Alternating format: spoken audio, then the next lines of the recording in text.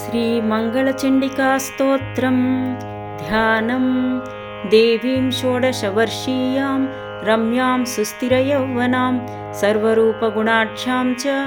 कोमलाङ्गीं मनोहरां श्वेतचम्पकवर्णाभां चन्द्रकोटिसमप्रभां वह्निशुद्धां शुकाधानां रत्नभूषणभूषितां बिभ्रतीं कबरीभारं मल्लिकामाल्यभूषितं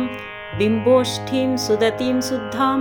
शरत्पद्मनिभाननाम् ईषद्धास्य प्रसन्नास्यां सुनीलोत्पललोचनां जगद्धात्रीं च दात्रीं च सर्वेभ्यः सर्वसम्पदां संसारसागरे घोरे पोतरूपां वरां भजे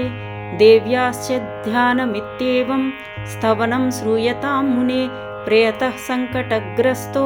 येन तुष्टावशङ्करः शङ्कर उवाच रक्ष रक्ष जगन्मातः देवी मङ्गलचण्डिके संहर्तृविपदां राशेः हर्षमङ्गलकारिके हर्षमङ्गलदक्षे च हर्षमङ्गलचण्डिके शुभे मङ्गलदक्षे च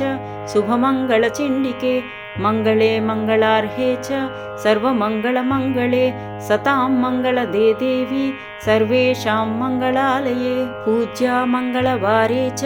मङ्गलाभीष्टदैवते पूज्ये मङ्गलभूपस्य मनुवंशस्य सन्ततं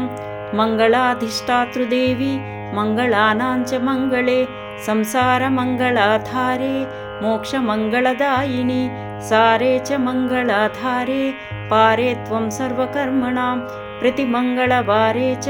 पूज्ये त्वं मङ्गलप्रदे स्तोत्रेणानेन सिंहुश्च स्तुत्वा मङ्गलचण्डिकां प्रतिमङ्गलवारे च पूजां कृत्वा गतः शिवः देव्याश्च मङ्गलस्तोत्रं यः शृणोति समाहितः तन्मङ्गलं भवेच्च स्वन्न भवेत् तदमङ्गलं प्रथमे पूजिता देवी